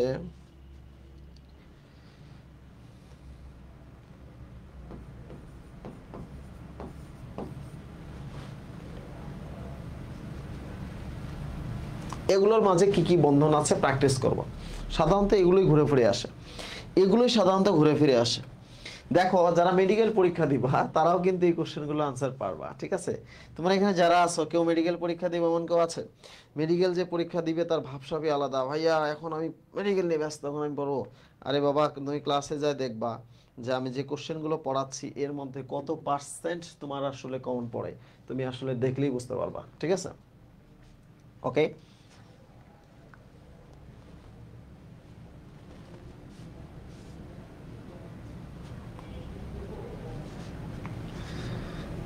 ওকে, এরপরে আসো আমরা রাসায়নিক বন্ধন নিয়ে তোমাদের সাথে কথা বলছিলাম। তো রাসায়নিক বন্ধনের বিভিন্ন আয়নিক সমাজের সন্নিবেশ, ধাতব বন্ধন হচ্ছে 4 প্রকার বন্ধনের মধ্যে সবচেয়ে দুর্বল বন্ধন, এই কথাটাই পরীক্ষায় আসে ধাতব বন্ধন নিয়ে। এবার আমরা পড়বো হচ্ছে সংকরণ। সংকরণ হচ্ছে ভেরি ভেরি ইম্পর্ট্যান্ট, এখান থেকে একটা কোশ্চেন আসেই। আমি বলি এভাবে যে সংকরণ থেকে কোশ্চেন না আসলে ভর্তি পরীক্ষা বাতিল হবে, জাস্ট ভর্তি পরীক্ষা বাতিল হবে। সংকরণ থেকে কি কোশ্চেন আসে দেখো, সংকরণ থেকে কোশ্চেন আসে হচ্ছে ডাইরেক্ট সংকরণ আসে, যদি সংকরণ না আসে তারপরে হচ্ছে বন্ধন কোণ আসবে, বন্ধন কোণ যদি না আসে ডাইরেক্ট হচ্ছে আকৃতি আসবে। এই তিনটার যে কোনো একটা কোশ্চেন অবশ্যই পরীক্ষার হলে আসবে, যে সংকরণ, বন্ধন কোণ, আকৃতি, this is very important questions. এই সংকরণটা আসলে 2 প্রকার। যেমন প্রথম হচ্ছে জৈব যৌগের সংকরণ, আমি একটু আমার মতো করে পড়াবো, not book style, this is Hussain's law পড়াবো। সেটা হচ্ছে যে জৈব যৌগে আমরা জানি কার্বন প্লাস হাইড্রোজেন থাকে, তাই না? এই কার্বন প্লাস হাইড্রোজেন যে বন্ধন থাকে, তাহলে একক বন্ধন, দ্বিবন্ধন আর হচ্ছে কি বলো, ত্রিবন্ধন। মনে রাখতে হবে এই একক বন্ধন যেটা, সেটি হলো sp3 সংকরণ, আর যদি দ্বিবন্ধন হয় তাহলে হচ্ছে sp2 সংকরণ, আর ত্রিবন্ধন হলে সেটা হচ্ছে sp সংকরণ, ঠিক আছে। ত্রিবন্ধন কি বলো, sp সংকরণ। এখন sp3, দ্বিবন্ধন হলো sp2, ত্রিবন্ধন হলো sp, ঠিক আছে, sp সংকরণ। এখন তোমাদেরকে যেটা বলতেছিলাম সেটা হচ্ছে একক বন্ধন, দ্বিবন্ধন এবং হচ্ছে ত্রিবন্ধন। তাহলে একক বন্ধন হলো যাদের মাঝে মানে সিগমা বন্ড আছে, সেটা হচ্ছে sp3, এবং যাদের মাঝে ডাবল বন্ড আছে সেটা হলো sp2, এবং যাদের মাঝে ট্রিপল বন্ড আছে তারা হলো sp। কেন? দেখো, এখানে হচ্ছে শুধু সিগমা বন্ড থাকে, এখানে একটা সিগমা একটা পাই থাকে, এখানে একটা সিগমা দুইটা পাই থাকে, ঠিক আছে। তার মানে দুইটা পাই বন্ধন মানে হলো sp, এটা মনে রাখতে হবে, ঠিক আছে। একটা পাই বন্ধন মানে sp2, পাই বন্ধন নাই মানে sp3, এটাও আমরা কিন্তু উল্টাভাবে বলতে পারি। ওকে, তো সো আমি তোমাদেরকে একটু প্র্যাকটিসে যাই, চলো। এখানে বলছে যে মিথানল অণুতে কার্বনের কোন ধরনের হাইব্রিডাইজেশন বিদ্যমান। মিথানল অণুতে বলছে যে কার্বনের কোন ধরনের হাইব্রিডাইজেশন বিদ্যমান, তাহলে আমরা দেখব মিথানলের অবস্থাটা কি।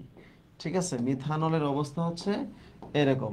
এখন তুমি বলো এখানে কোথাও কি দ্বিবন্ধন আছে, কোথাও কি পাই বন্ধন আছে? নাই, অনলি কি আছে বলো, একক বন্ধন আছে। সো দিস ইজ আনসার হবে কি বলো, ডি। সো আনসার হবে ডি, যেখানে একক বন্ধন আছে। ওকে, এখন তোমার এই ধরনের প্রশ্ন যদি আসে তাহলে তুমি সাথে সাথেই একক বন্ধন, দ্বিবন্ধন নাই, ত্রিবন্ধন নাই, টেনশন নাই, ডাইরেক্ট আনসার তুমি হচ্ছে করে ফেলবা। ওকে, আচ্ছা, অনেকেই দেখো এখানে আনসার কিন্তু বি দাগাইছে অলরেডি। ঠিক আছে, একটু চিন্তা ভাবনা করবা, বি দাগাইছে কিন্তু। আচ্ছা, এত যোগে কার্বন সমূহে কি ধরনের সংকরণ বিদ্যমান? ভেরি গুড, কার্বন সমূহে বলছে, তাহলে আমাদের হচ্ছে CH3 CN, তাই না? আমরা একটু সাজাবো, কার্বনের হাতগুলো এইভাবে দিব, এই কার্বনের সাথে হচ্ছে এইভাবে দিব, তাই না? এখানে হাইড্রোজেন, এখানে হাইড্রোজেন, এখানে হাইড্রোজেন। তোমরা বলবা এই কার্বনের সাথে সংকরণ হবে কি বলো, sp3, যেহেতু কোনো দ্বিবন্ধনও নাই, ত্রিবন্ধনও নাই, তাই না? তাহলে এই কার্বনের সাথে একটা ত্রিবন্ধন আছে, এই বড়টাকে নিতে হবে সব সময়, তাহলে সেটা হবে sp। তাহলে আমি যেখানে দেখব যে sp3 sp আছে সেটাই আনসার। তাহলে তাহলে sp3 sp কোনটাতে আছে, তাহলে আনসার সেটাই হবে, তোমরা দাগাও। তাহলে আনসার হবে কি বলো, বাংলাদেশ। সো এইভাবেই হচ্ছে আমরা জৈব যৌগের সংকরণ বের করব। ভেরি ইজি না বলো? আমরা একক, দ্বি, ত্রিবন্ধন দেখে সহজে সহজে আনসার বের করতে পারতেছি। ঠিক আছে, এখন তোমরা বলতে পারো যে হচ্ছে এখানে তোমাদেরকে আমি একটা কঠিন প্রশ্ন দিতে চাই। ঠিক আছে, ধরো তোমাকে বলছে CH3 CH ডাবল বন CH C ট্রিপল বন CH, তাই না? এখন এখানে তোমাকে সংকরণ বের করতে বলছে, কোনো সমস্যা নাই। তুমি দেখবা এখানে একক বন্ধন আছে, তার মানে এখানে হবে sp3, এখানে দ্বিবন্ধন আছে তার মানে sp2 হবে, এখানে একটা দ্বিবন্ধন আছে sp2 হবে, এটা হবে sp, আর এটা হবে কি বলো, sp। যেখানে দ্বিবন্ধন ত্রিবন্ধন আছে sp হবে, একক বন্ধন থাকলে sp3 হবে, আর দ্বিবন্ধন থাকলে sp2 হবে, তাই না? এখন তোমাদেরকে যদি আমি বলি যে হচ্ছে CH3 CH ডাবল বন CH, ঠিক আছে, তোমার হলো C ডাবল বন CH2, এখানে যদি বলে যে এই কার্বনটার সংকরণ কি, তোমরা তখনই সবাই ডাইরেক্ট চোখ বন্ধ করে sp2 দাগায় আসবা, তাই না? তার মানে হচ্ছে এটা হলো ভুল, এটা হলো কি বলো, ভুল। কারণ এখানে দেখো, এখানে একটা পাই বন্ধন আছে, এখানে একটা পাই বন্ধন আছে। আমরা কি বলছিলাম যে দুটি পাই বন্ধন মানে একটা ত্রিবন্ধনের সমান, তাই না? আচ্ছা, তার মানে এটা হবে sp সংকরণ, মনে থাকবে। আচ্ছা, আমরা একটু আগে বলে আসছি যে ত্রিবন্ধনের ভিতরে দুটা পাই বন্ধন থাকে, তার মানে দুইটা পাই বন্ধন আছে, তার মানে এটা সংকরণ হলো sp সংকরণ, এটা কি হবে, sp হবে। ঠিক আছে, সো তোমরা প্রত্যেকেই দেখছো যে এখানে আমরা সংকরণ, বন্ধন কোণ, আকৃতি নিয়ে কথা বলতেছি, তাই না? তো জৈব যৌগের সংকরণ মূলত তিন প্রকার, sp sp2 আর sp3, তাই না? এখন এই পর্যন্ত যদি বুঝে থাকো তাহলে এখানে সবাই লেখো ডান। ঠিক আছে, আলহামদুলিল্লাহ ডান লেখো, সবাই লেখো আলহামদুলিল্লাহ ডান। ঠিক আছে, একটু ডান লেখো সবাই। এখন তোমাদের একটু বুঝে আসবো যে হচ্ছে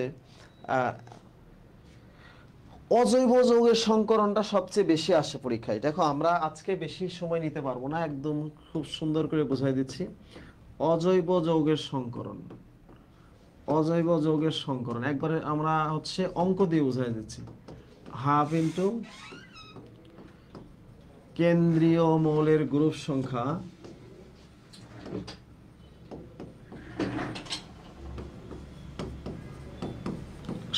প্লাস একযোজী পরমাণু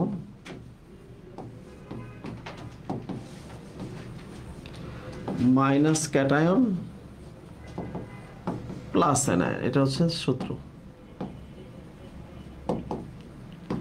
মাইনাস ক্যাটায়ন প্লাস অ্যানায়ন। দেখো, অজৈব যৌগের সংকরণ হাফ ইন্টু কেন্দ্রীয় মৌলের গ্রুপ সংখ্যা প্লাস একযোজী পরমাণুর সংখ্যা মাইনাস ক্যাটায়ন প্লাস অ্যানায়ন, তাই না?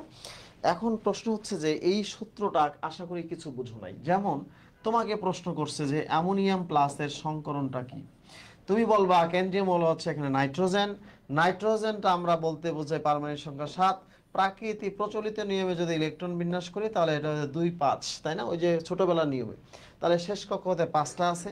তার মানে নাইট্রোজেনের, আমরা দেখলাম নাইট্রোজেনের শেষ কক্ষপথে ইলেকট্রন সংখ্যা হচ্ছে কত? 5। এবং হাইড্রোজেন একযোজী পরমাণু হলো, হাইড্রোজেন একযোজী পরমাণুর সংখ্যা হচ্ছে কয়টা? হলো 4টা। এবং প্লাস আছে একটা, তাহলে মাইনাস দিব একটা। নিয়ম হচ্ছে প্লাস থাকলে মাইনাস করতে হবে, আর মাইনাস থাকলে কি করতে হবে? প্লাস করতে হবে। তার মানে হচ্ছে এখানে দেখো, তার মানে হচ্ছে 8/2 সমান হচ্ছে 4। 4 হলে হবে sp3। কেন sp3 হবে বলো? একটা s, 3টা p, তার মানে কি হবে? sp3। বুঝো নাই?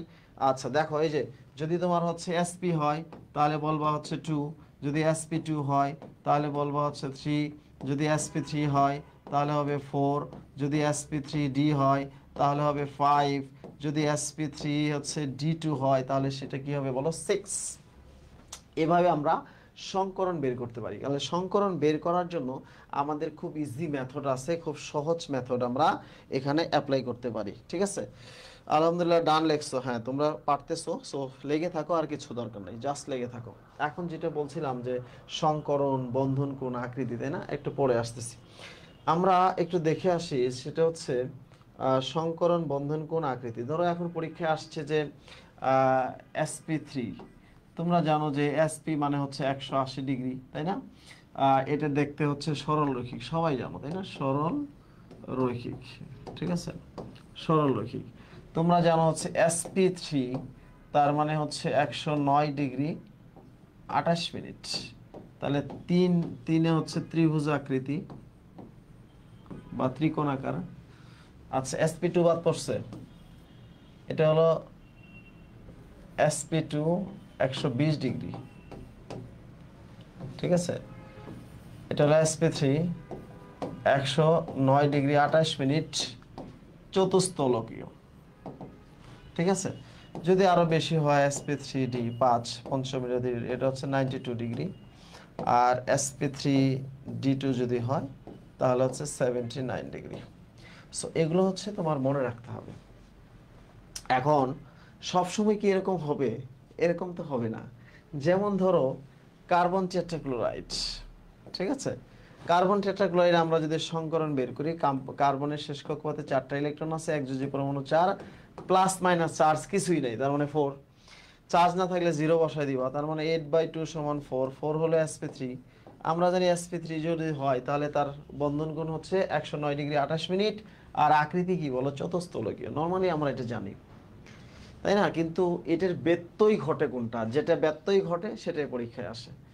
আচ্ছা আগে ব্যত্যয় আমরা পরে আসতেছি। যেমন হচ্ছে পরীক্ষা যদি আসে জেনন ডাইফ্লোরাইড, তাহলে কি হলো? তোমরা জানো নিষ্ক্রিয় গ্যাসের শেষ কক্ষপথে হচ্ছে 8টা ইলেকট্রন থাকে, 8 প্লাস হচ্ছে একযোজী পরমাণু 2 আর 0, তার মানে হচ্ছে 5। 5 হলে কি হবে? sp3d। তার মানে এভাবে আমরা সংকরণ বের করব। তাহলে এখন সংকরণ বের করার জন্য এখানে আমরা জাস্ট হচ্ছে বন্ধন কোণ আকৃতি যদি তোমার পরীক্ষায় আসে, এটা একটা তথ্য আছে, তার নাম হচ্ছে VSEPR তথ্য, ঠিক আছে? নাম শুনছো?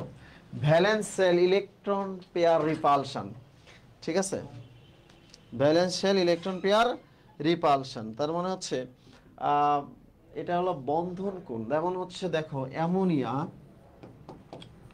তারপরে হচ্ছে পানি, তার এটা হলো পরীক্ষা একটু বেশি আসে।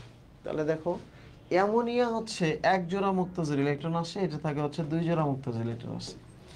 এটাও sp3, এটাও sp3। বাট দেখো মুক্তজোড় ইলেকট্রনের কারণে এদের বন্ধন কোণগুলো কমে যায়, যে চাপ দেয়। এটা হলো 104.5 ডিগ্রি কৌণিক আকৃতি পরীক্ষায় আসে। এটা হলো 107 ডিগ্রি, এটা হচ্ছে পিরামিড আকৃতির, ত্রিকোণীয় পিরামিড, ঠিক আছে, ত্রিকোণীয় দ্বিপিরামিড। ওকে, সো আমরা এখানে সংকরণ বন্ধন কোণ আকৃতি এগুলো আমরা হচ্ছে মনে রাখতে পারি কিভাবে? এতে খুব সহজে সব টেক্সট দিয়ে আমরা সহজে মনে রাখতে পারি। এখন চলে আসো, ধরো আমরা কিছু প্রশ্ন প্র্যাকটিস করে আসি, যে আমরা সংকরণ বন্ধন কোণ আকৃতির কিছু কোশ্চেন আমরা প্র্যাকটিস করে আসতে পারি, ঠিক আছে? আচ্ছা এগুলো তো তোমাদেরকে দেখাইলামই, তাই না? তোমরা তো এখন পারবা। এটা করো তো দেখি কি হবে। কি হবে এটা বলো। কার্বনগুলোর সংকরণ কেমন হবে সবাই বলো কুইক।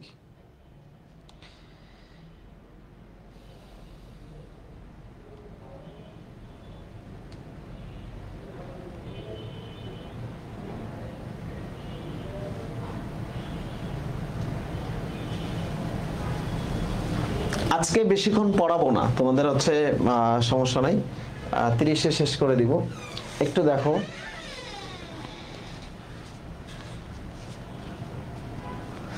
সাজেশন তো তোমাদের জন্য থাকবেই, আমরা যেগুলো পড়াচ্ছি এগুলো ঘুরে ফিরে এগুলোই কোশ্চেন আসবে, ঠিক আছে? আচ্ছা, এখন এটা কি হবে দেখো, একক বন্ধন আছে sp3, এটা আছে হলো sp2, এটা হবে sp2, তার মানে sp3 sp2 sp2 আছে।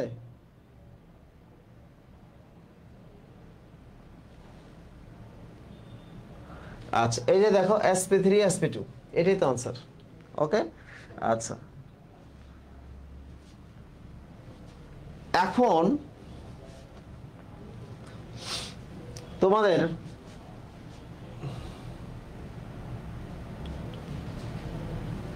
আচ্ছা এইটা কোনটা হতে পারে যে sp3d সংকরণ। তোমাদের একটা বুদ্ধি শিখায় দেই, খুব সহজ। এখানে কি আছে 1 + 3 + 2, সংকর অরবিটাল সংখ্যা কত 4 6 না? তাহলে এখানে তুমি সংকর অরবিটাল সংখ্যা বের করবা কিভাবে? কেন্দ্রীয় মৌল হচ্ছে যেন নিষ্ক্রিয় গ্যাস, শেষ কক্ষপথে 8টা ইলেকট্রন থাকে, একযোজী পরমাণু 4টা, 2 দিয়ে ভাগ করলে এটা হবে 6, তার মানে হচ্ছে এটা হলো ওকে। এটা দেখো 6 + 6/2 = 6, এটাও 6, তার মানে এটাও आंसर। এটা দেখো 7 প্লাস হচ্ছে 7 বাই হচ্ছে 2 সমান হচ্ছে 7।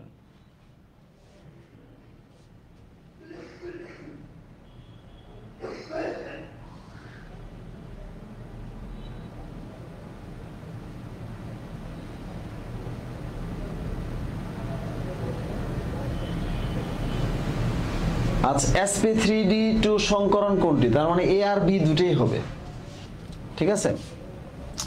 a আর b দুটোই হবে, এটা 7, এটা হবে না, ঠিক আছে? এটা 9 হওয়ার কথা ছিল, যে 9 কোনটা, যে এটা 9 কোনটা হওয়ার কথা ছিল।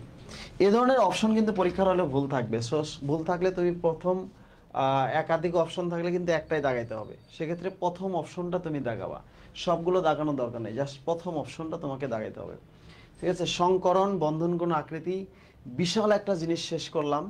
সো এখন তোমাদের যদি কোনো কোশ্চেন থাকে তাহলে কোশ্চেন করতে পারো, ঠিক আছে? সংকরণ, বন্ধন কোণ, আকৃতি আমাদের এখন কাজ হচ্ছে প্র্যাকটিস করা। নেটওয়ার্ক গাইড নিব, নেটওয়ার্কের দুটো বই, যারা গুচ্ছতে পরীক্ষা দেবে দুটো বই কিনবো, একটা নেটওয়ার্ক কৃষি নেটওয়ার্ক, একটা গুচ্ছ নেটওয়ার্ক। এই দুটো বই হচ্ছে আমার ক্লাসের সাথে, তোমরা এই দুটো বই মিলায় পড়বা, দ্যাটস এনাফ, দ্যাটস এনাফ, ঠিক আছে? এবং এগুলো থেকে হচ্ছে তোমার মানে ক্লাস করবা, ক্লাস হচ্ছে দেখা হবে তোমাদের সাথে, ওকে? এখন আসো, এখন বলছে যে জটিল যৌগ, জটিল যৌগ নিয়ে সংকরণ পরীক্ষা আসে, এই জন্য জটিল যৌগের তোমার হচ্ছে সন্নিবেশ সংখ্যা বের করতে হবে। সন্নিবেশ সংখ্যা, সন্নিবেশ সংখ্যা হচ্ছে লিগেন্ড সংখ্যা। লিগেন্ড কিভাবে বুঝবা?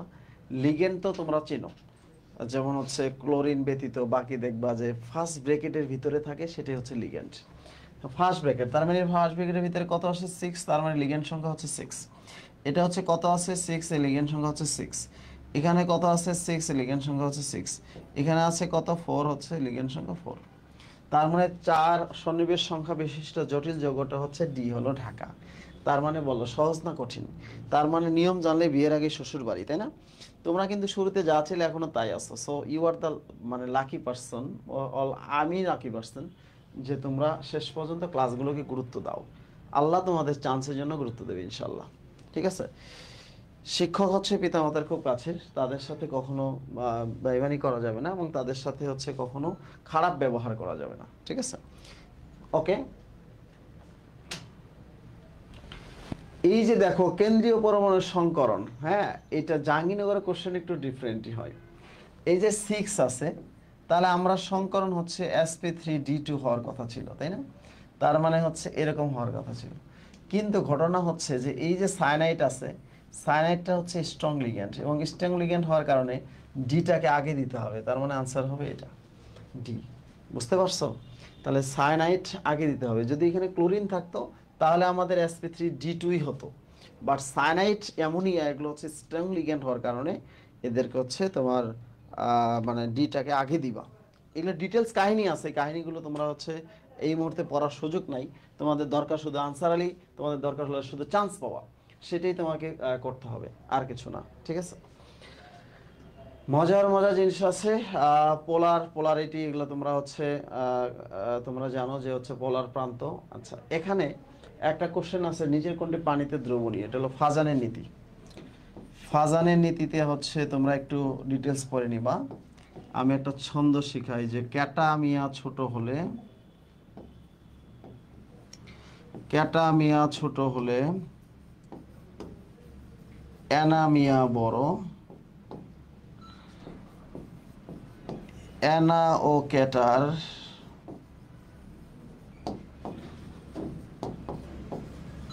বাড়লে চার্জ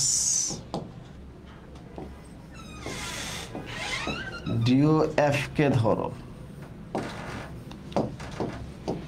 এই বিখ্যাত কবিতাটার শানে নজরুল জানতে হবে। ঠিক আছে?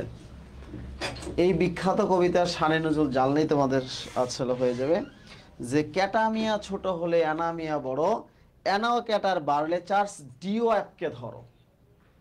বুঝতে পারছো? আসলে মানে হচ্ছে কথা হচ্ছে ক্যাটায়ন যত ছোট হবে, অ্যানায়ন যত বড় হবে, অ্যানা ও ক্যাটার চার্জ যত বাড়বে, ডিও এফ অরবিটালে ইলেকট্রন থাকলে পোলারায়ন তত বাড়বে। আশা করি কিচ্ছু বোঝা নাই। ঠিক আছে? আচ্ছা, দেখো এখানে দেখো সিলভার সেম, তার মানে ঋণাত্মক আয়নের আকারটা তোমাকে নিতে হবে। তাহলে কি কি আছে? ফ্লোরাইড আছে, ক্লোরাইড আছে, ব্রোমাইড আছে, আয়োডাইড আছে। কি বলছে?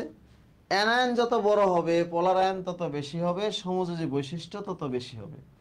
তার মানে সবচেয়ে বেশি সমযোজী বৈশিষ্ট্য কার? এই সোডিয়াম আয়োডাইড বা সিলভার আয়োডাইড। তার মানে সিলভার আয়োডাইড সমযোজী বৈশিষ্ট্য বেশি মানে সে পানিতে অদ্রবণীয়, এর সমযোজী বৈশিষ্ট্য কম মানে সে পানিতে দ্রবণীয়। বলছে কোনটা পানিতে দ্রবণীয়, তার মানে আনসার হলো সিলভার ফ্লোরাইড। তার মানে আনসার হলো সিলভার ফ্লোরাইড। তোমরা অনেকেই লিখছো, অনেকে মুখস্থের মতো করছো। মুখস্থ কেমিস্ট্রিতে নাই আসলে, কিন্তু কেমিস্ট্রিতে নিয়ম জানতে হবে, নিয়ম। ঠিক আছে?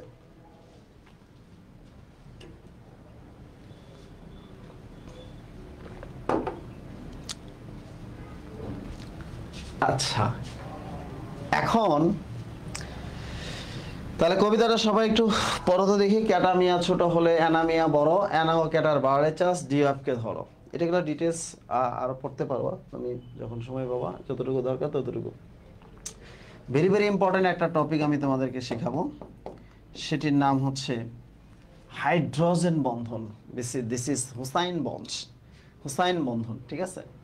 তো হাইড্রোজেন বন্ধনটা হচ্ছে দেখবা যে মানে দুটি মৌলের মাঝে যা তড়িৎ ঋণাত্মকতার মান বেশি থাকে, পার্থক্য বেশি থাকে, সেটা হচ্ছে পানিতে বেশি, তার হাইড্রোজেন বন্ধন তত স্ট্রং হয়।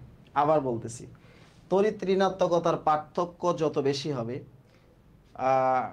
সেটার হচ্ছে বন্ধনটা, হাইড্রোজেন বন্ধনটা শক্তিশালী হবে। ব্যাপারটা এরকম বোঝাচ্ছি, ধরো তোমার মানে হাজব্যান্ড অ্যান্ড ওয়াইফ দুটো যদি সমান হয়ে যায়, দুটো স্টার, দুটো সিনেমার নায়ক নায়িকা, দেখবা তাদের মধ্যে তেমন কোনো ইন্টারাকশন নাই, কারণ তাদের হচ্ছে চার্জ নাই, আকর্ষণ নাই।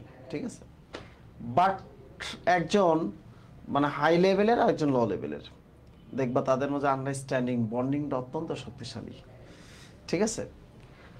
এখন দেখো এখানে অক্সিজেনের তড়িৎ ঋণাত্মকতার পার্থক্য 3.5 আর হাইড্রোজেন 2.1, তাহলে এখানে পার্থক্যটা কত হচ্ছে? 1.4। এখানে সালফার হচ্ছে মানে হাইড্রোজেন 2.1 আর সালফার হচ্ছে এরকম কত 2 পয়েন্ট বা 3 পয়েন্টের সামথিং হবে, এটা একটু দেখে নিও। তার মানে এর চেয়ে একটু কম হবে। আর হাইড্রোজেন ফ্লোরাইডটা হচ্ছে দেখো এখানে ফ্লোরিন হচ্ছে 4, হাইড্রোজেন হচ্ছে 2.1, তারপরে হচ্ছে 1.9। এখানে নাইট্রোজেন হচ্ছে 3 আর হাইড্রোজেন 2.1, তার মানে হচ্ছে 0.9, তাই না? তার মানে এই তড়িৎ ঋণাত্মকতার পার্থক্য সবচেয়ে বেশি, এই জন্য সে সবচেয়ে শক্তিশালী হাইড্রোজেন বন্ড গঠন করবে। হাইড্রোজেন বন্ধনের ফলে পানি হচ্ছে তরল হয়, এই জন্য আমরা পানি খেয়ে জীবন ধারণ করি, এই জন্য হাইড্রোজেন বন্ধনের অপর নাম হচ্ছে জীবন। হ্যাঁ, হাইড্রোজেন পানির অপর নাম জীবন না, হাইড্রোজেন বন্ধনের অপর নাম জীবন। তারপর হচ্ছে তোমাকে বলি, সেটি হচ্ছে হাইড্রোজেন বন্ধনের কারণে ডিএনএ আরএনএ বন্ডিং ডাবল হেলিক্সের মধ্যে হাইড্রোজেন বন্ধন আছে। তারপর হচ্ছে হাইড্রোজেন বন্ধনের কারণে মানে কি বলবো, পানি তরল হয়, আকাশে মেঘ হয়, ইত্যাদি নানান কারণ আছে।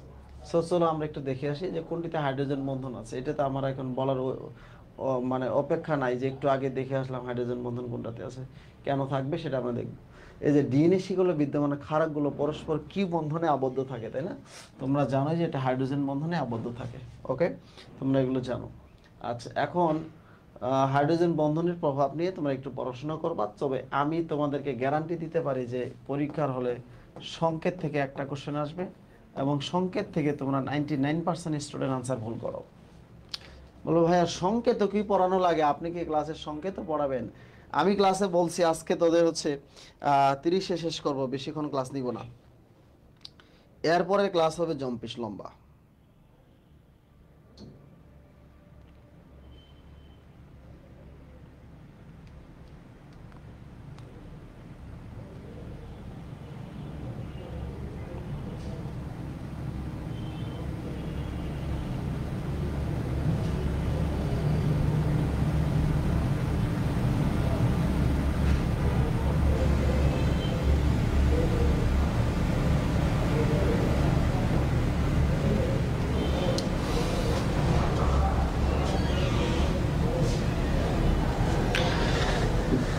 আচ্ছা, এখন তোমাদের সাথে যে বিষয়গুলো নিয়ে কথা বলতে চাচ্ছিলাম সেটি হচ্ছে যে মৌলের অক্সাইড। অক্সাইডগুলো কি কি? সেটি হচ্ছে, তোমরা জানো যে ধাতব অক্সাইড, ধাতু মানে ক্ষার, ধাতব অক্সাইড পানিতে দিলে ক্ষারীয় অক্সাইড হবে। তাহলে ধাতু প্লাস অক্সিজেন, যেমন হচ্ছে ধাতু প্লাস অক্সিজেন, ধাতব অক্সাইড বা ক্ষারীয় অক্সাইড, ধাতু প্লাস অক্সিজেন, যেমন ক্যালসিয়াম অক্সাইড, সোডিয়াম অক্সাইড, তাই না? এগুলো কেনকে ক্ষারীয় বলা হয় দেখলে এখানে পানি দিলেই ক্ষার হয়ে যাচ্ছে, ক্যালসিয়াম হাইড্রোক্সাইড ক্ষার, ঠিক আছে? এখানে পানি দিলেই হচ্ছে কি হয়, সোডিয়াম হাইড্রোক্সাইড কি হচ্ছে বলো, ক্ষার হয়ে যাচ্ছে। ওকে, এরপরে তুমি হচ্ছে বলছে যে অম্লধর্মী অক্সাইড, তার মানে অম্লধর্মী অক্সাইডটা মানে কি, অধাতু প্লাস হচ্ছে অক্সিজেন, অধাতু প্লাস অক্সিজেন, ঠিক আছে? অধাতু প্লাস অক্সিজেন, যেমন তোমার কার্বন ডাইঅক্সাইড কি বলো, অধাতু। সালফার ডাইঅক্সাইড হচ্ছে অধাতু। এখন কোনটি অম্লধর্মী অক্সাইড নয় বলছে, ঠিক আছে? এই যে এটা, এগুলো সবই হচ্ছে নাইট্রোজেন, কিন্তু আমরা একটু পড়বো যে নিউট্রাল অক্সাইড হচ্ছে এই যে নাইট্রাস অক্সাইড। কেন আমি এইভাবে মনে রাখতে বলি, হাই কানা নাই নানা, ঠিক আছে? এগুলো হচ্ছে নিউট্রাল অক্সাইড বা নিরপেক্ষ অক্সাইড। হাই কানা hydrogen carbon monoxide, nitrous oxide, nitric oxide, হাই কানা নাই নানা। সো এগুলো হচ্ছে নিউট্রাল বা নিরপেক্ষ অক্সাইড। সো এটা হচ্ছে এই জন্য পরীক্ষায় আসছে নিরপেক্ষ অক্সাইড, নিরপেক্ষ অক্সাইড। তোমরা সবগুলো টপিক হচ্ছে একটু টাচ করবা, পাশাপাশি হচ্ছে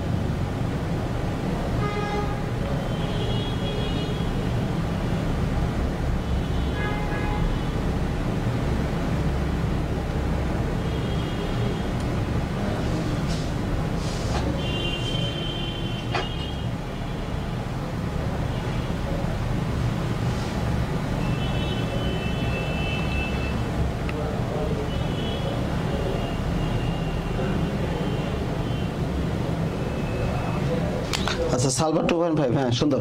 দেখো উস্তাদের মায়ের শেষ সাথে সংকেত কিভাবে ভুল হয় আমরা একটু দেখব তার আগে। আচ্ছা, কোনটি উভধর্মী অক্সাইড? আচ্ছা, জানি তুমি ইন্ডিয়া গেলে সোনা পাবো আমি। জানি মানে জিঙ্ক, আমি মানে অ্যালুমিনিয়াম অক্সাইড। দেখো, এই যে অ্যালুমিনিয়াম অক্সাইড উভধর্মী অক্সাইড তোমরা সবাই জানো। ছন্দটা কি? জানি তুমি ইন্ডিয়া গেলে সোনা পাবো আমি। তাহলে পৃথিবীর সমস্ত উভধর্মী অক্সাইডগুলো আমরা একসাথে মনে রাখবো। জানি তুমি ইন্ডিয়া গেলে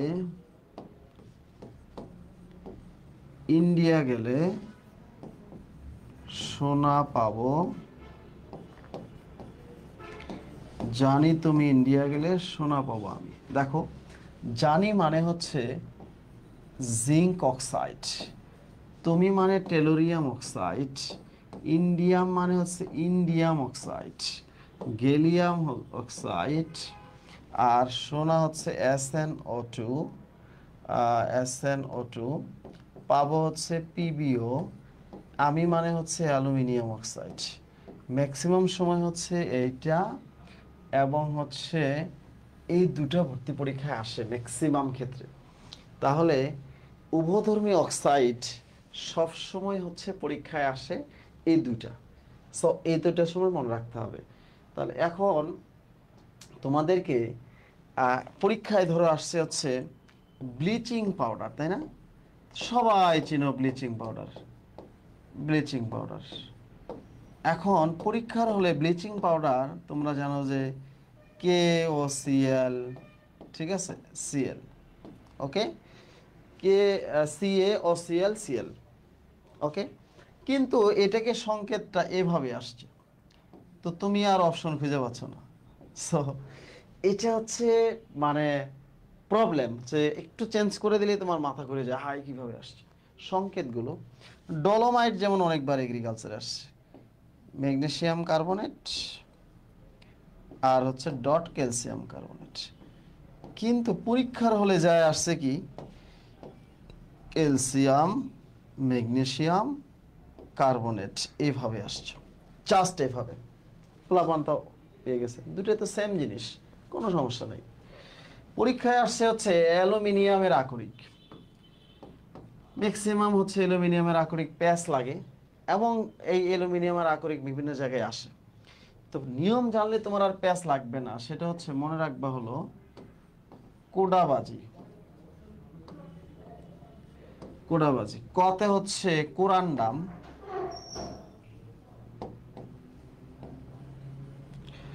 ডাতে হচ্ছে ডায়াস্পোর, বতে হলো বক্সাইট, জিতে হলো জিপসাইট। প্রত্যেকের ক্ষেত্রে তোমার হচ্ছে মনে রাখা খুব সহজ। যেমন কোরান্ডামকে আমরা কি বলি? অ্যালুমিনিয়াম অক্সাইড বলি, যেখানে কোনো পানি নাই, ঠিক আছে।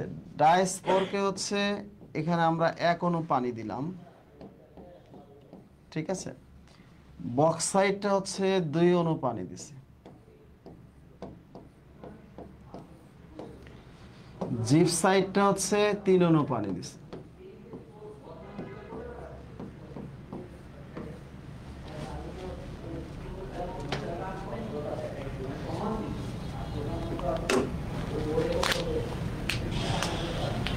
তার হচ্ছে কোরান্ডাম, ডায়াস্পোর, বক্সাইট, জিপসাইট, ঠিক আছে।